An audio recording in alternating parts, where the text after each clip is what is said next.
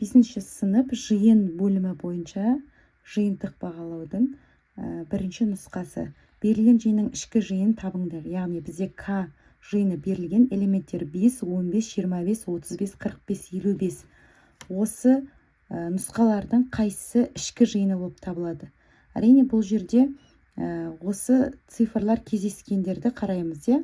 Бізде 55 деген бар. Олай болса А нұсқасын алуымызға болады. Және келесі 5, 25, 50. Бізде 50 деген жоқ, оны алмаймыз. Келесі С-да 75 деген бар, оны алмаймыз. Д-да 10 деген бар, ол да келмейді. Келесі 5, 25, 55 дегенде бұл ішкі жиын бола алады. Бұл сандар кездеседі. Олай болса 55 ішкі жиыны болады К жиынның. Келесі 5, 25, 55 ішкі жиыны болады К жиынның. Жауабы болады екен. Бірігуі, қиылысуы болған жағдайда анықтаймыз. Бізде екі жиын берілген және екі жиын қиылыса орналасқан. Бірінші А жиынында 2, 4, 6, 8, 10 деген сандар бар. Б жиынында 8, 10, 12, 14 деген сандар бар. Енді бірінші А және В жиындарының бірігуін жазу керек. Осы екі жиында кездескен барлық сандарды жазып шығады екенбіз. Яғни бірігуіне 2, 4, 6, 8, 10, 12, 14. Келесі А және Б жиыны қиылысу, яғни екеуінде де қиылысып тұрған сандар бізде 8 бен 10 екен. Үшінші есепте Е жиынның элементі бірінші санды және F жиынның элементі екінші санды цифрларын жазыңдар. Бізде бірінші Е жиыны 2, 1, 4 және 2, қайтадан жазбай қояқ, 6 және 4 берілген екен. 4-ті жаздық. Келесі F жиынына тиісті цифрлар бізде 4, 1, 5, 6, 9 екен.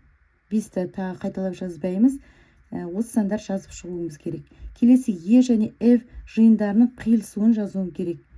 Е және F бізде қиылысу белгісі осы түрде жазылады. Яғни екеуінде де ортақ кездесіп тұрған цифрларды жазуымыз керек. 2 деген цифр екеуінде жоқ, 1 деген цифр бар екен. 1-ді жазамыз. 4 екеуінде де бар және 6 екеуінде де кездеседі екен. Одан кейін енді бірігуін жазуым керек.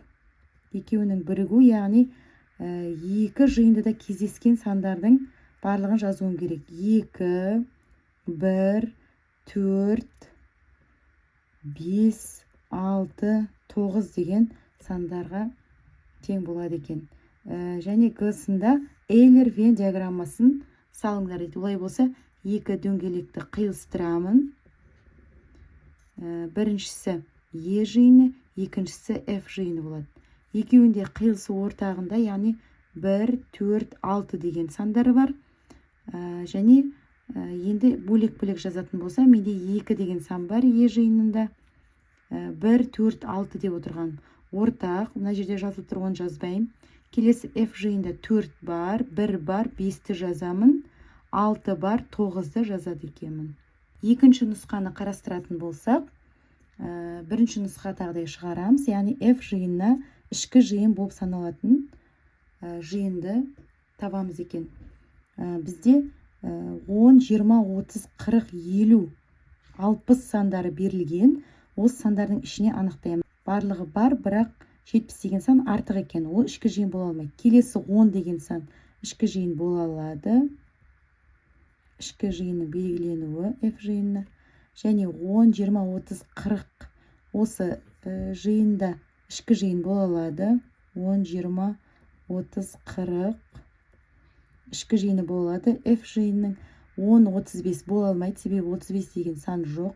10, 20, 30, 40, 50, 70 бар екен. Артық 70 деген бізде тағы жоқ. Екінші есепті Эйлер-Вен диаграммасында берілгендермен мыналарды анықтаңдар. Бізде екі жиын, яғни әріптердің жиындары берілген екен. Бірінші А және В жиынның бірігуін жазуымыз керек. Бірігу деп отырғанымыз барлық осы қамтылған әріптерді жазып шығамыз. С, Т, П, А, О, Ф және Х әріптері. Одан кейін А және В жиындарының қиылысуы, яғни қиылысуында тұрған А және О әріптерін жазады екенмін. Үшінші есепте екі түрлі сандар берілген. Бұл сандар жиыны М жиынына тиісті бірінші тұрған сан, екінші тұрған сан К жиынына тиісті. Олай болса, М жиыны 5, 1, 8, 5 қайталап жазбаймыз, 6. Келесі К жиыны 8, 1, 2, 6, 9. Одан кейін М және К жиындарын қиылысуын жазуымыз керек. Бізде екеуінде де ортақ сандар бар. Бізде қиылысады бұл екі жиын. Олай болса, 1 кездеседі екеуінде және 6 кездеседі және 8 деген сандар кездеседі екен. К және М жиындарының бірігуін жазуымыз керек. Бірігуіне барлық сандар жазып шығамыз. 5, 1, 8, 6, 2, 9. Одан кейін Эйлер-Вен диаграммасын салу керек. Яғни екі шеңберді қиылыстырамыз. Бұл М жиыны, келесі К жиыны. Қиылысуында 1, 6, 8 деген сандары бар. М жиынында 1, 6, 8 бар және 5 деген сан бар. К жиынында 1, 6, 8 бар және 2, 9 деген сандар бар екен.